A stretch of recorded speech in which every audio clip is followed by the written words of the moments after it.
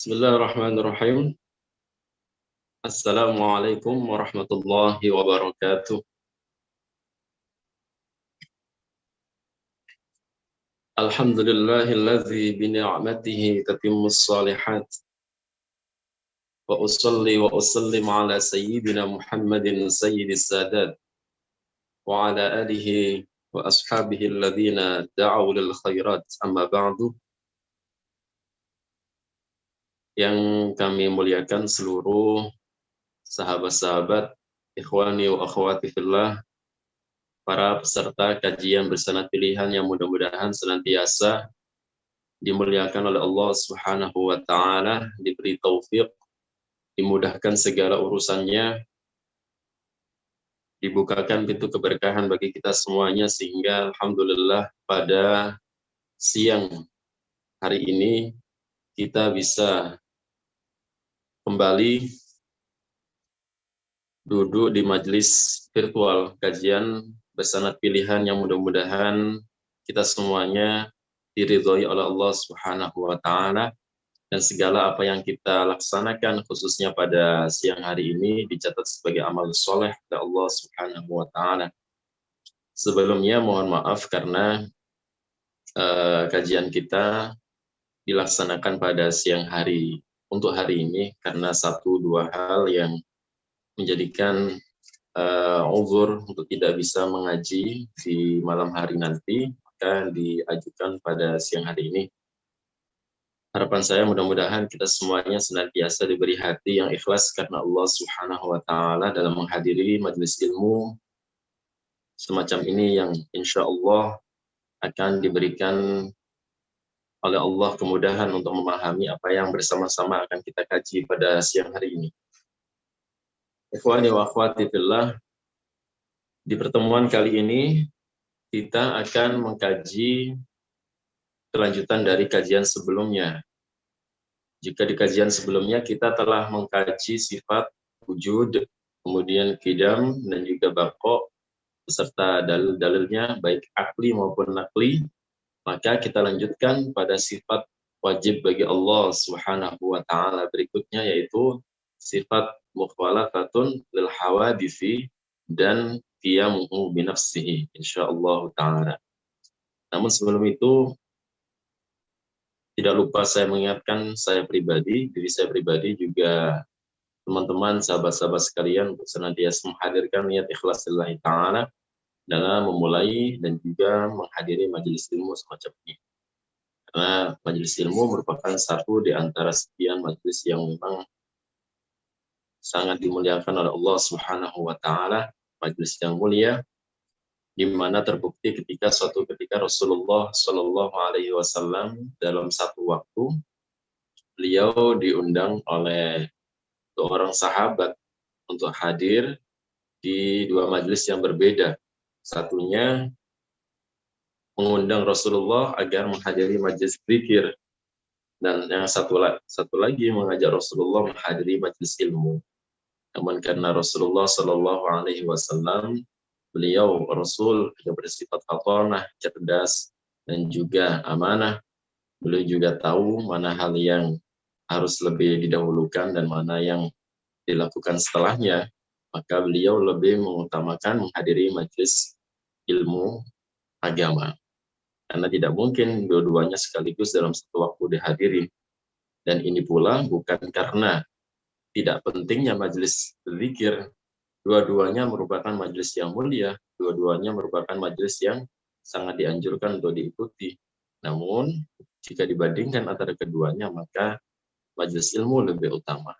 Oleh karena itu Rasulullah lebih memilih untuk menghadiri majelis ilmu. Terlebih Rasulullah Shallallahu alaihi wasallam sendiri tidaklah diperintahkan oleh Allah Subhanahu wa taala saat hidup di dunia ini untuk memohon kepada Allah suatu tambahan bekal kecuali berupa ilmu agama. Sebagaimana yang Allah Subhanahu wa taala firmankan kepada beliau, wa qul rabbi zidni ilma. Dan katakanlah wahai Muhammad, wahai Tuhanku berilah aku tambahan bekal berupa ilmu agama. Allah tidaklah memerintahkan Rasulullah dengan meminta wa qul rabbi zidni jamalan. ketampanan.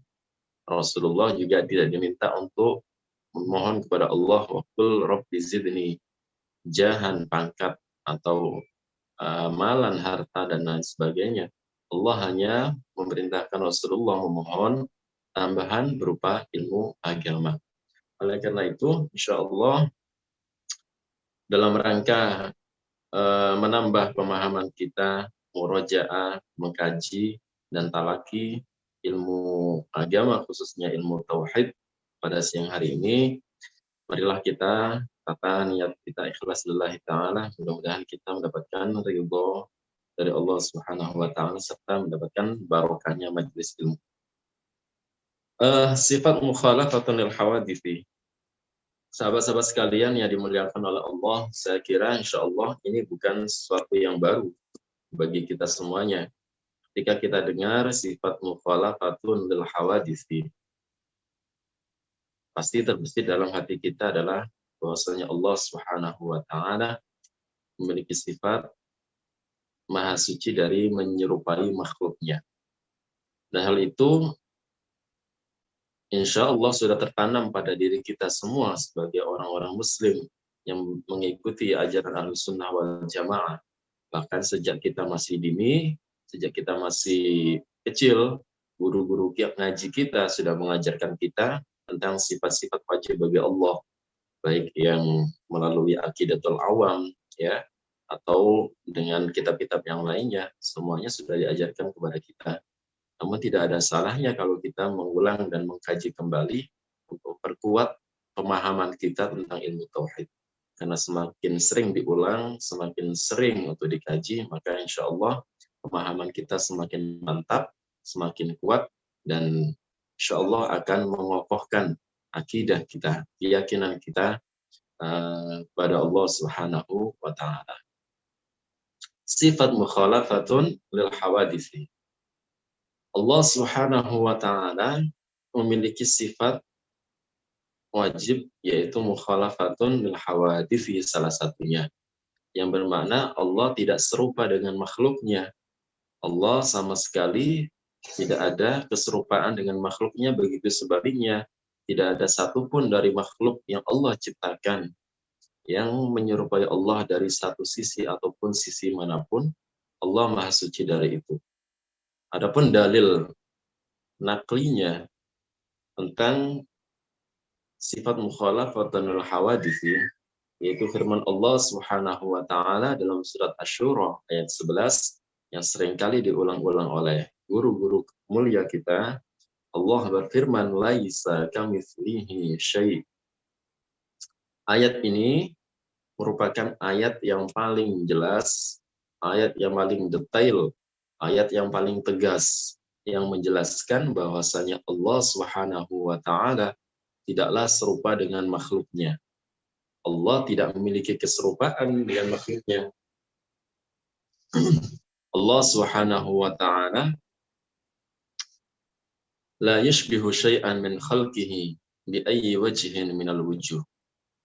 Oleh karena itu, para ulama mengatakan bahwa ayat ini merupakan ayat yang paling tegas yang menjelaskan bahwa Allah Subhanahu wa taala tidak memiliki keserupaan dengan makhluknya. Meskipun bukan hanya ayat ini saja, banyak di dalam Al-Qur'an ayat-ayat yang menjelaskan bahwa Allah tidak serupa dengan makhluknya. Ada firman Allah Subhanahu wa taala, "Fala tadribu lillahil amsal." Ada juga firman Allah, "Walillahil matsalul a'la." Kemudian Allah juga berfirman, "Lam yalid wa lam yulad," dalam surat Al-Ikhlas.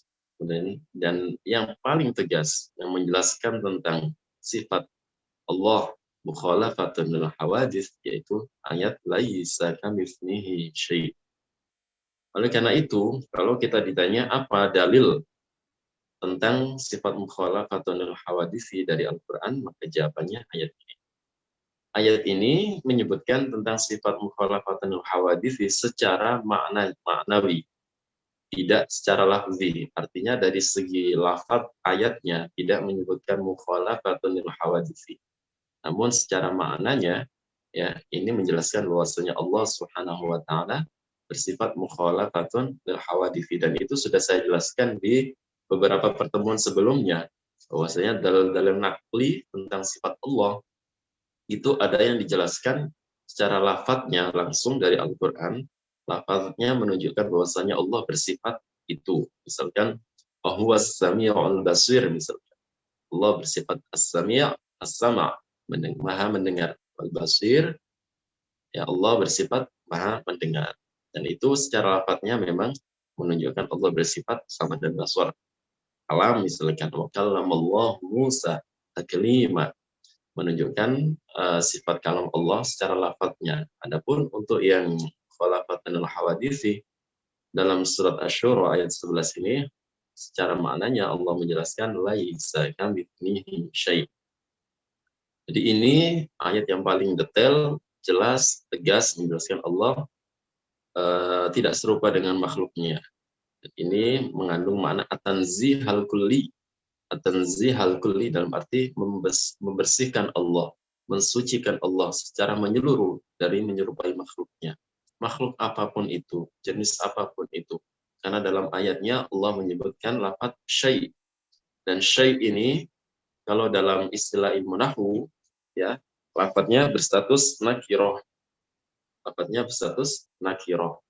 Jadi ada nakiroh, ada ma'rifah. Nah, syai' ini masih kategori nakiroh, di mana dikatakan dalam kaidah fikih, dalam kaidah nahwu, bahwasanya ketika ada lafadz yang nakiroh, kalau jatuh pada siyaqun nafi, jatuh setelah penyebutan nafi sebelumnya. Nafi itu lafadz yang bermakna mentiadakan. Laisa. Maka ini mengandung makna syumul. Syumul artinya menyeluruh. Maka yang syai' yang dimaksud dalam ayat ini adalah tidak ada pengecualian sama sekali. Artinya seluruh makhluk Allah yang Allah ciptakan, Allah tidak serupa dengannya.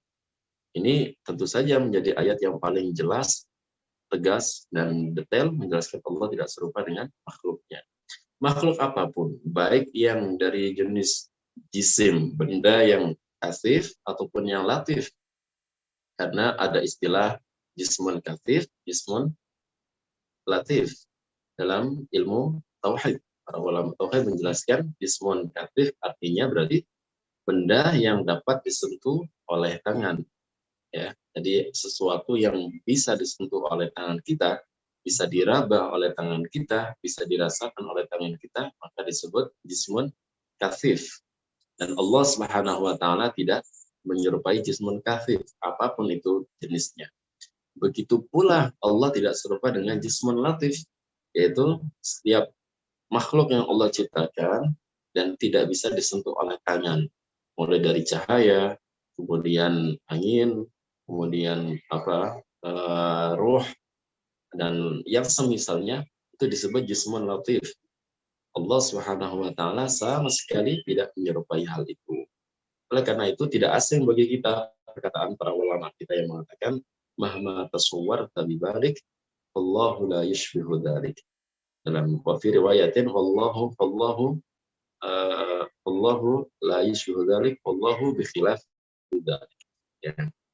Yang artinya apapun yang terlintas dalam hati kita, dalam benak kita tentang Allah, maka kita yakinkan, kita pastikan Allah tidaklah serupa dengan itu. Allahu bi khilafi dzalik. Itu yang harus senantiasa kita tanamkan pada diri kita, pada hati kita, juga kepada orang-orang di sekitar kita, agar mereka keyakinannya tidak sampai goyah, tidak sampai mereka itu memiliki lintasan dalam hati di mana ada keyakinan bahwa Allah Subhanahu wa taala serupa dengan cahaya atau serupa dengan benda apapun yang memiliki bentuk atau ukuran atau berada di satu tempat atau arah. Allah munazzahun an dzalik. Allah maha suci dari itu semua. Ini dalil apa? Dalil naqli tentang sifat mukhalafatun lil hawadisi. Adapun kalau ditanya lantas dalil aklinya bagaimana? Sebagaimana sifat-sifat sebelumnya saya sebutkan dalil akli dan aklinya ya. Kalau wujud, kidam, baqa sudah, ini mukhalafatun hawadisi, dalil aklinya barusan, dan sekarang dalil aklinya. Bagaimana dalil akli tentang sifat mukhalafatun hawadisi yang wajib bagi Allah? Kita jawab bahwasanya Allah Subhanahu wa taala seandainya memiliki keserupaan dengan sesuatu pun dari makhluknya, ya, dari makhluknya, niscaya Allah juga boleh mengalami hal-hal yang dialami oleh setiap makhluk, mulai dari mengalami perubahan, mengalami kefanaan, mengalami kerusakan, dan yang dialami oleh makhluk-makhluk yang lainnya. Andai Allah serupa dengan makhluk. Dan seandainya Allah boleh terjadi pada zatnya hal-hal seperti itu, yaitu sesuatu yang terjadi pada makhluk boleh terjadi pada Allah. Andai saja boleh seperti itu secara akal, niscaya berarti Allah itu butuh pada sesuatu yang lain yang dapat merubahnya dari satu keadaan kepada keadaan yang lainnya, ya, dari satu keadaan yang lainnya yang berubah tadi itu. Nah, al-muhtaj dan yang butuh pada selainnya berarti dia dikatakan apa? Lemah. Dan yang lemah tidaklah layak untuk dikatakan sebagai Tuhan. Tidaklah layak untuk memiliki sifat uluhiyah, sifat ketuhanan. Oleh karena itu, kita pastikan bahwasanya Allah tidaklah serupa dengan makhluknya. Ini sifat mukhalafatun lil hawaditsi. Lantas Allah Subhanahu wa taala yang menciptakan makhluk, di mana makhluk itu butuh pada tempat, butuh pada arah. Allah menciptakan arsy yang merupakan makhluk terbesar yang Allah ciptakan, dan tidak ada yang melebihi besarnya arsy.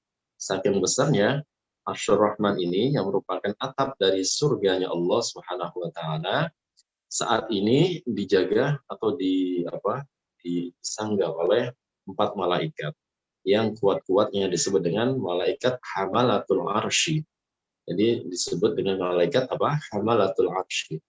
Namun nanti saat hari kiamat, karena saking dahsyatnya hari kiamat, saking saking besarnya terjadinya hari kiamat nanti itu, maka arsy disanggah atau dijaga oleh 8 malaikat. Jadi tambahan 4 malaikat lagi yang kuat-kuat. Dan mereka disebut sebagai malaikat hamalatul arsy. Allah menciptakan arsy yang besar tadi dengan segitu agungnya, jika dibandingkan dengan kursi, jika dibandingkan dengan kursi yang Allah Subhanahu wa taala ciptakan, ada namanya makhluk yang disebut dengan kursi, ya. Itu bandingannya bagaikan apa? Disebutkan dalam suatu riwayat itu bagaikan cincinnya dilemparkan ke atas padang pasir, ke atas Sahara, Sahara, ya. Di mana bandingannya ya jauh sekali. Jadi cincin tadi itu ibarat kursi, sedangkan arsy yang ibarat apa? Padang pasir yang segitu luasnya, artinya nggak ada bandingannya. Sedangkan kursi jika dibandingkan dengan langit, ya, maka langit ini bagaikan cincin yang dilemparkan ke atas apa? Padang pasir. Itu saking besarnya kursi. Tapi meskipun saking besarnya kursi yang Allah ciptakan, mesti kalah besar dengan arsy yang Allah ciptakan. Segitu besarnya. Itu saja mudah bagi Allah untuk menciptakannya. Ya, sangat mudah bagi Allah. Tidak ada suatu kesulitan apapun yang Allah alami yang sampai menghalangi Allah menciptakan arsy. Itu sangat mudah bagi Allah. Nah, tujuannya apa untuk menciptakan arsy?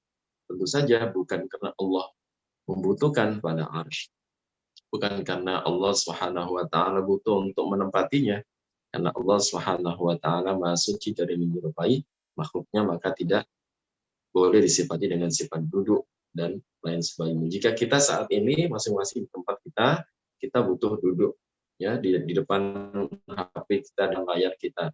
Duduk itu butuh dua anggota atas dan juga bawah, dan ini hanya dialami oleh makhluk. Allah Subhanahu wa taala sebagaimana yang tadi saya jelaskan di awal, tidaklah serupa dengan jismun katsif, maka tidak dikatakan duduk.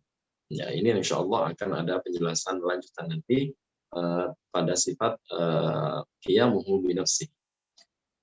Nah, lantas dalam sebuah riwayat dikatakan oleh Al-Imam Abu Hanifah fi ba'dhi rasailihi fi 'ilmil kalam.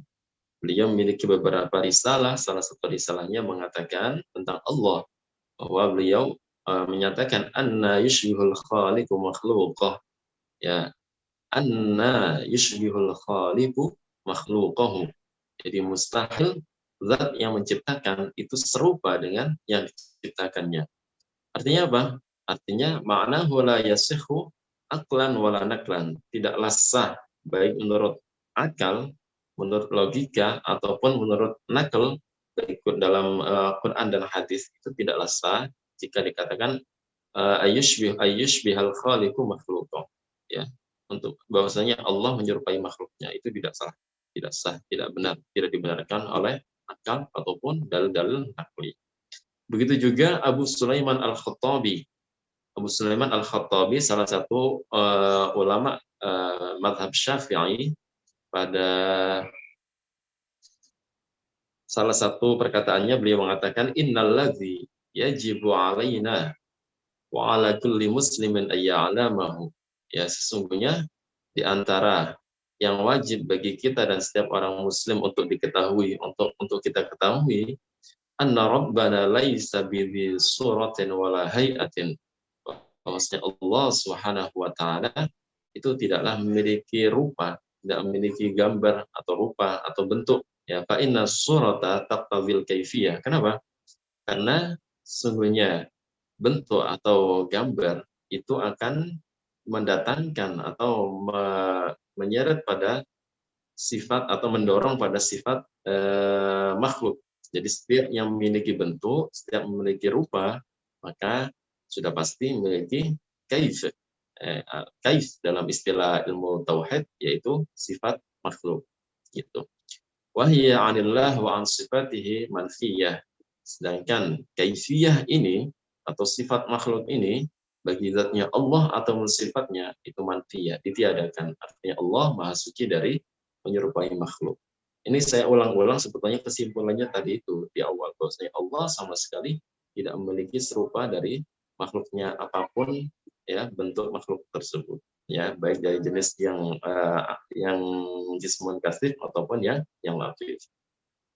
Itu dan justru banyak juga perkataan para ulama-ulama kita sebagaimana yang kalau mohon maaf ini Lauful Akhdar, ya, papan hijau yang di belakang saya contohnya itu poster itu kalau di Beirut, Lebanon, itu di beberapa tempat ditulis dengan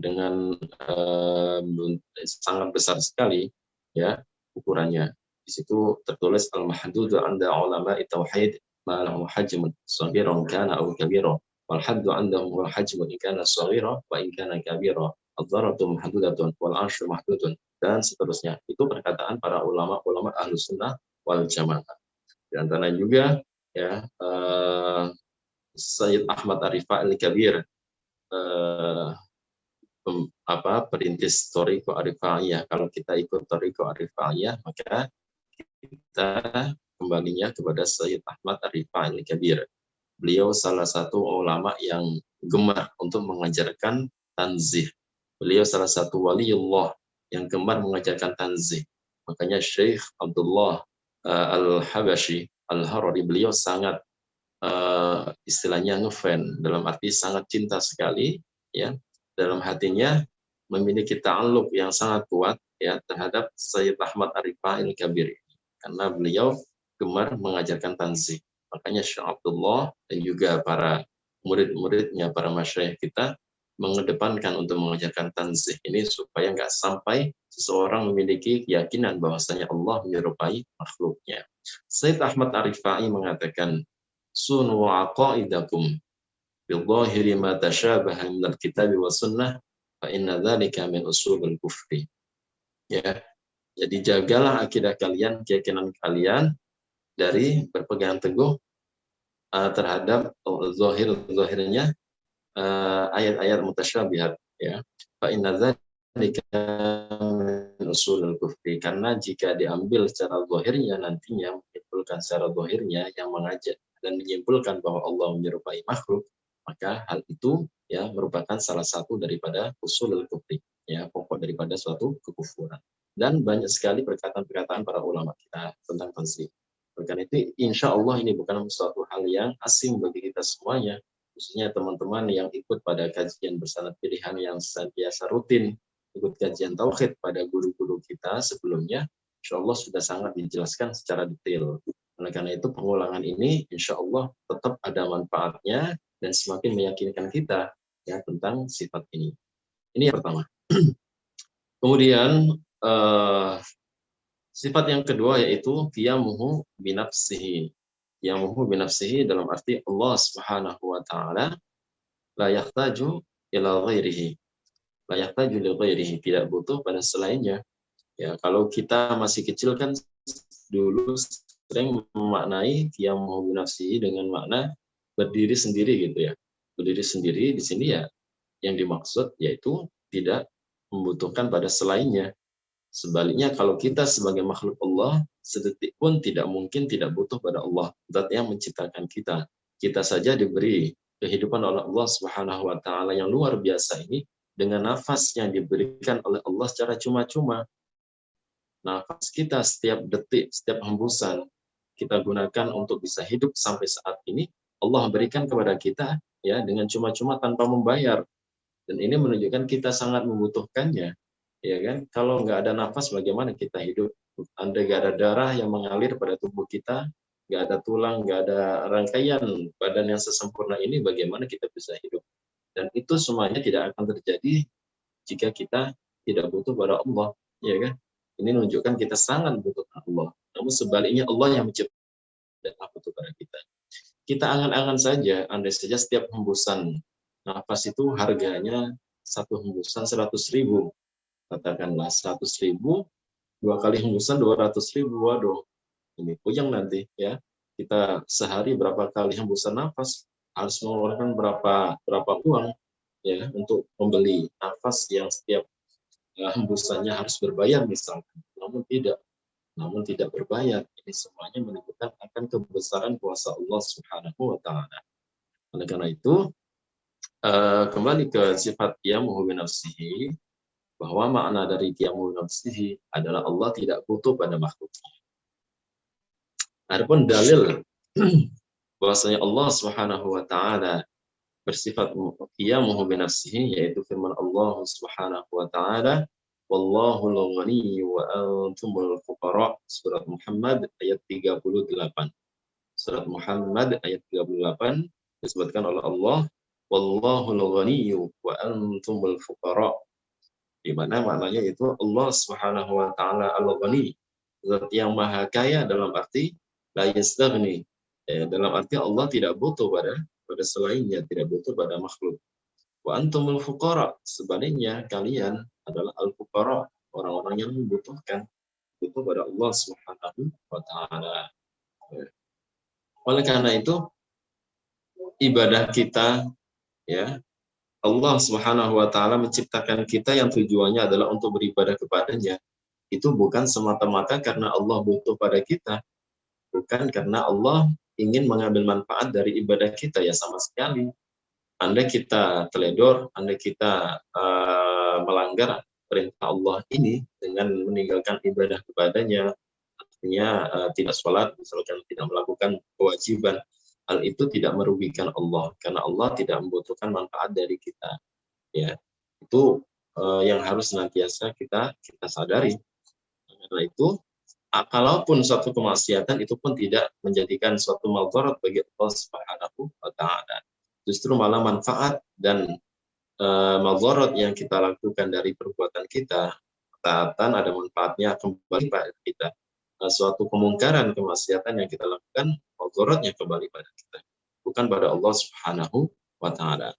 Hanya Allah Subhanahu wa taala menegaskan wallahul ghaniyyu wa antumul fuqara, antumul fuqara.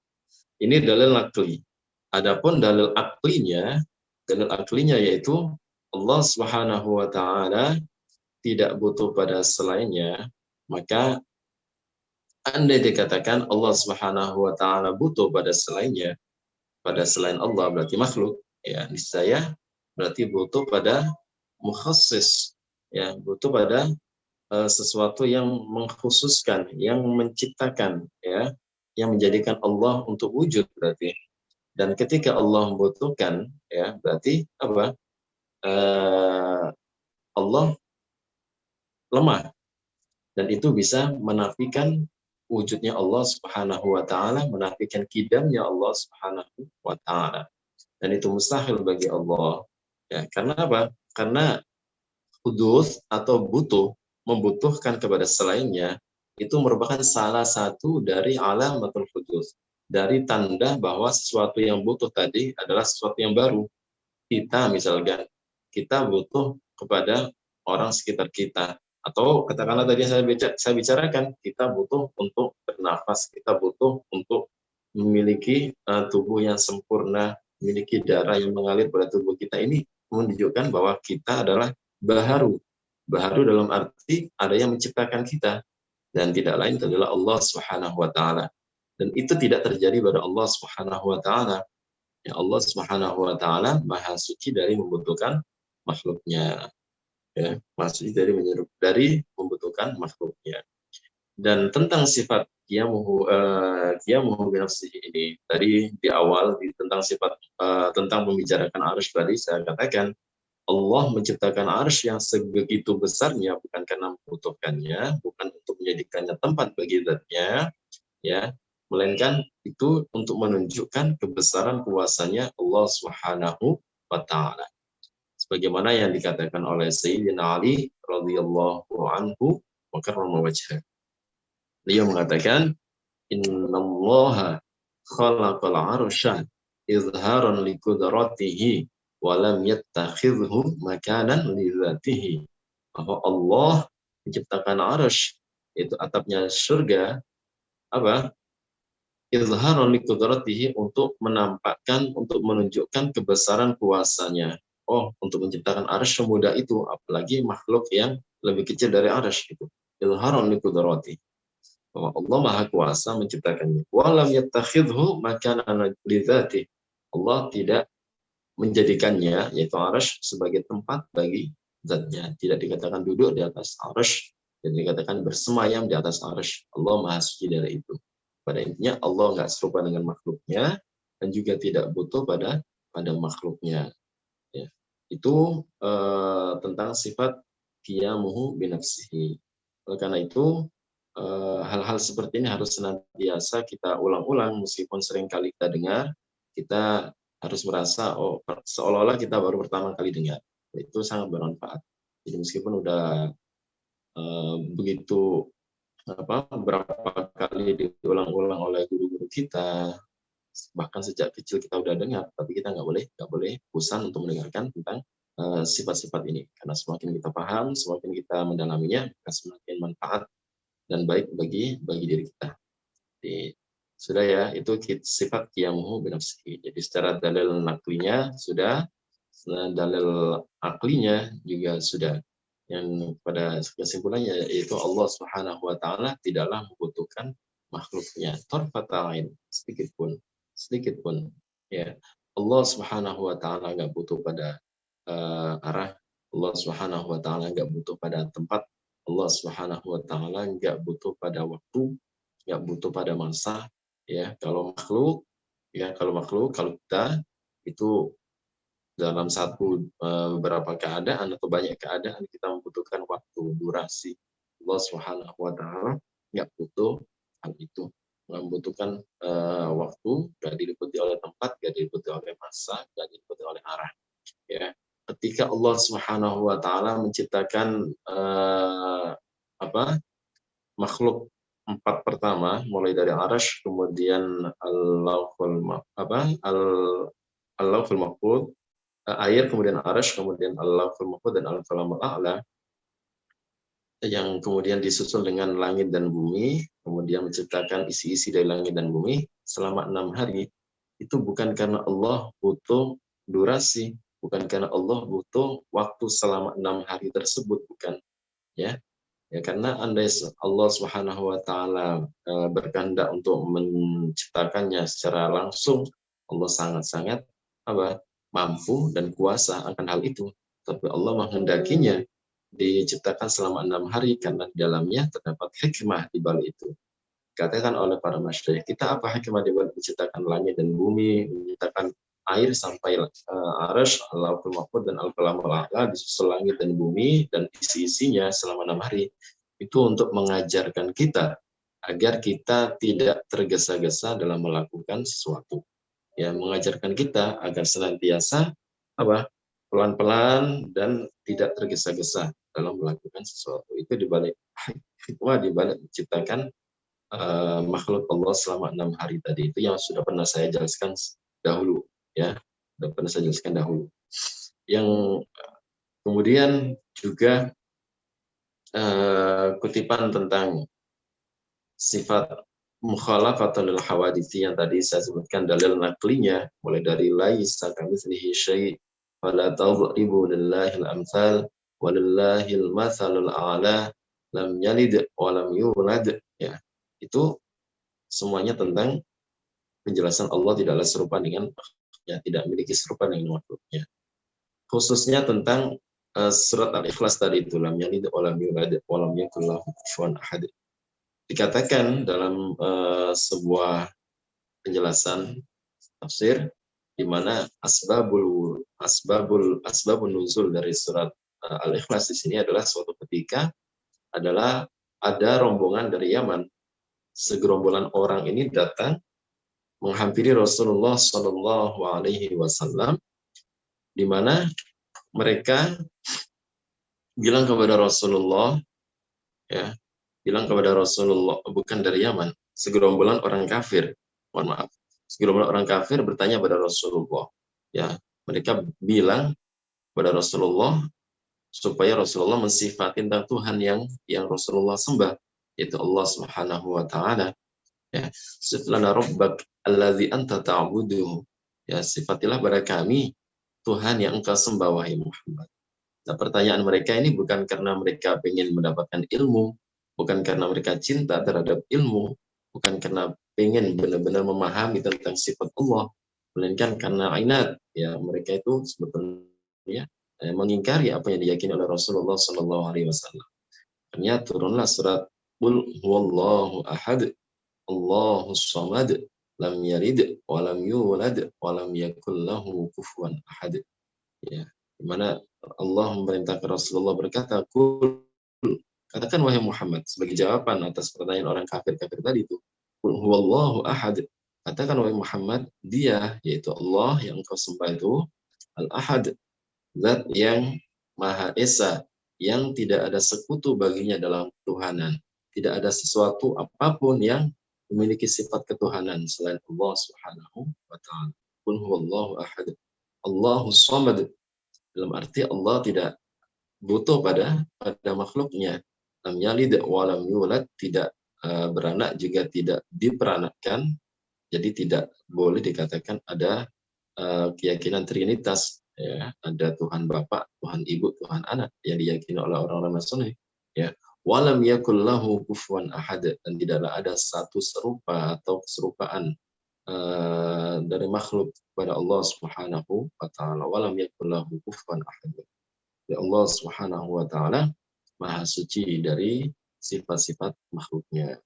Dan hal itu semuanya, ya, kalau kita mau memahaminya dengan baik, insya Allah akan menambah keimanan, keyakinan kita terhadap Allah Subhanahu wa Ta'ala. Sebab untuk mengetahui untuk mengetahui Allah, mengenal Allah tidaklah dengan cara membayangkannya sebagaimana yang telah saya sampaikan juga, yang melainkan dengan cara memahami dengan baik sifat-sifat wajib bagi Allah, sifat-sifat jaiz bagi Allah, dan juga sifat mustahil bagi Allah. Ya, sifat-sifat tersebut difahami dengan baik meskipun menghafalkannya itu tidak wajib, tapi yang wajib adalah memahaminya. Dan bagaimana kita bisa memahami dengan baik jika kita tidak disertakan dengan menghafalnya dengan baik. Oleh karena itu, patutlah layaklah untuk diajarkan kepada orang-orang di sekitar kita, khususnya anak-anak kita. Ya, anak-anak kita. Nah, anak-anak kecil itu karena mereka itu terkadang, ya, namanya anak kecil suka bertanya, melontarkan pertanyaan-pertanyaan yang mereka suka. Mumpung mereka belum sampai bertanya tentang Allah, kita jelaskan terlebih dahulu pada mereka. Nah, nggak boleh bertanya di mana Allah. Nggak boleh bertanya bagaimana Allah, nggak boleh bertanya seperti apa dan berapa tentang Allah. Ya, sebelum mereka bertanya, kita sudah menjelaskan terlebih dahulu sehingga nggak sampai terlontar dari lisan-lisan mereka pertanyaan tentang ini.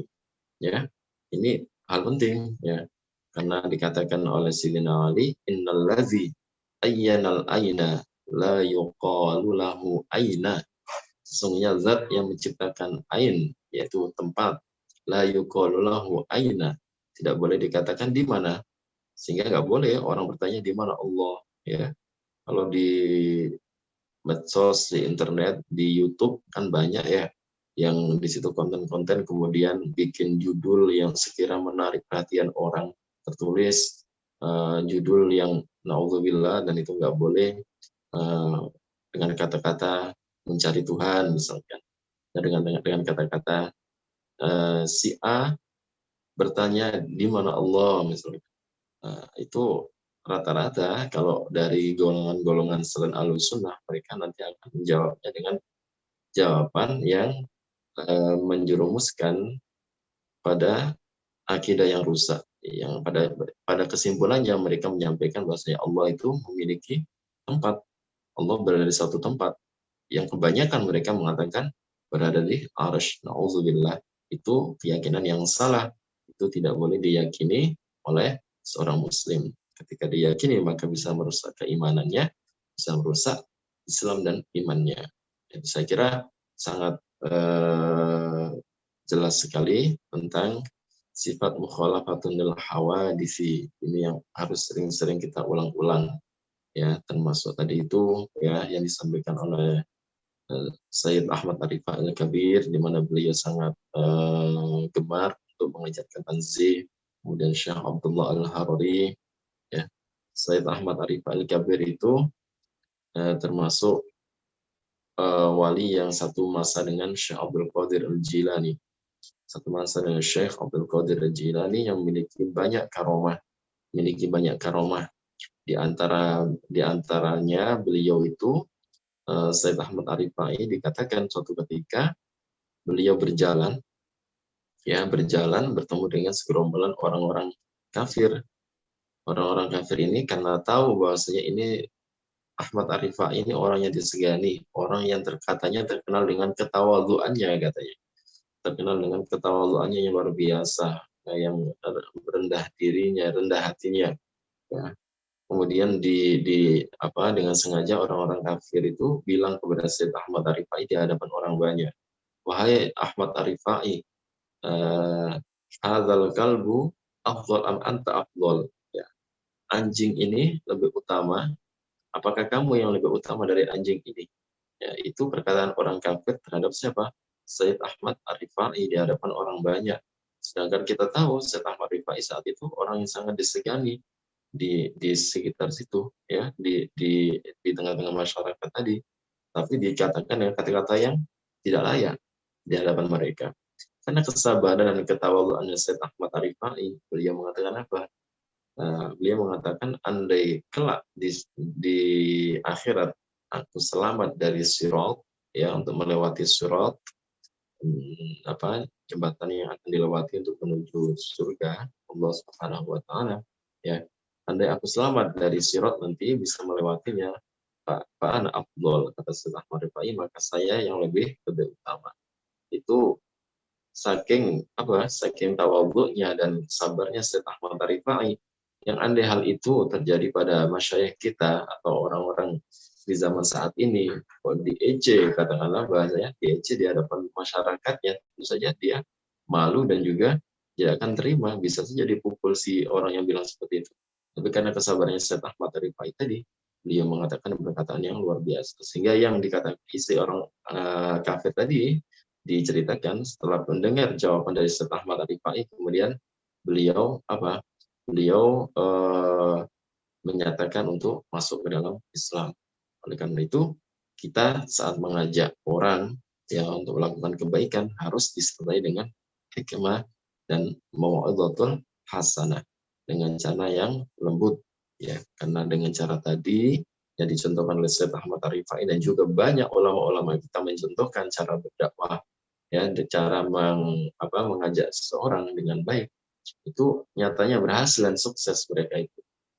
Oleh karena itu salah satu yang saya ingat dari perkataan Syekh Abdullah Al-Harari yang disampaikan oleh murid-murid beliau kepada kami, beliau mengatakan bahwa al-fasadu mahma azuma yu'alaju birrifqati wal hikmah li'annahuma yusilani ilal amril maqsud, bahwa suatu kerusakan, serusak apapun, separah apapun itu, ya, sebesar apapun kerusakan tadi, maka yu'alaju birrifqati wal hikmah, dapat diperbaiki, dapat diobati, ya, dengan cara yang lembut dan juga penuh kebijaksanaan, dengan cara yang bijak, ya, dan juga cara yang lembut sekira tidak menjadikan kemungkaran itu semakin besar. Dan itu kan salah satu syarat kita amar ma'ruf nahi munkar, dengan syarat cara kita nggak sampai menjadikan kemungkaran semakin besar, kan gitu. Nah, ini dua hal ini penting. Kenapa? Kata Syekh, li'annahuma yusilani lil amril maqsud. Karena dua sikap ini dalam mengajak seorang, dalam menyikapi suatu kemungkaran, itu bisa menyampaikan kita kepada apa yang kita inginkan. Kalau tujuan kita memperbaiki dan merubah kemungkaran tadi, maka dengan dua cara ini, insya Allah akan menjadikan kita berhasil dalam merubah kerusakan tadi menjadi lebih baik. Tapi jika kita salah caranya, justru malah yang rusak bisa jadi semakin rusak. Dan itu kita tidak melakukan dengan cara seperti itu. Harus dengan kebijakan. Kalau memang bijaksananya harus dengan cara yang tegas, ya bijaksana kan nggak harus dengan cara yang melulu lembut, yang sekira nggak ada tegas-tegasnya, bukan, ya kan? Tergantung kondisionalnya, tergantung kondisinya, ya. Artinya kondisional. Kalau memang menuntut kita untuk lembut, maka kita jadi lembut. Jika kondisinya menuntut kita untuk tegas, bukan kasar, ya, tegas, maka kita tunjukkan dengan ketegasan kita, sikap tegas kita, supaya kerusakan tadi tidak semakin merajalela, tidak semakin besar. Saya kira sahabat-sahabat sekalian, itu sedikit yang dapat saya sampaikan tentang kajian pada siang hari ini menjelang sore ini, yang intinya adalah tentang sifat mukhalafatul hawadithi dan qiyamuhu binafsihi. Mudah-mudahan di pertemuan-pertemuan berikutnya kita bisa murojaah dari wujud, qidam, baqa, mukhalafatul hawadithi, qiyamuhu binafsihi dengan dalilnya masing-masing, akli dan nakli, yang kalau Anda misalkan saya bisa tanya jawab dengan seluruh peserta kajian, maka hal itu bisa lebih baik lagi. Saya tanya apa dalil aklinya sifat wujud, apa dalil naklinya sifat mukhalafat dan hawadisi, apa makna daripada ayat laisa kamitslihi syai', misalkan itu bisa dilaksanakan, kita niati murojaah, insyaallah akan lebih bermanfaat. Tapi meskipun nggak ada hadiahnya pertanyaannya, tapi insyaallah manfaatnya luar biasa. Mudah-mudahan bisa terlaksana. Ada yang nggak terlaksana, mudah-mudahan kita dipertemukan secara nyata, kita laksanakan imtihan. Ya, imtihan itu ujian tulis untuk menguatkan pemahaman kita dan apa yang kita catat sama kajian. Jika memang ada catatan, kita ujikan. Itu insya Allah lebih menjadikan pemahaman kita itu yarsakh fil adhan, yang menancap dan semakin kuat di hati kita. Akhirul kalam, hadanallahu wa iyyakum ajma'in, waffaqanallahu lima yuhibbu wa yardah, wa barakallahu fikum wa bikum wa alaikum. Wassalamualaikum warahmatullahi wabarakatuh. Jika ada kurang lebihnya, saya mohon maaf yang sebesar-besarnya, dan mohon maaf sekali tidak bisa lama-lama. Saya undur diri. Assalamualaikum.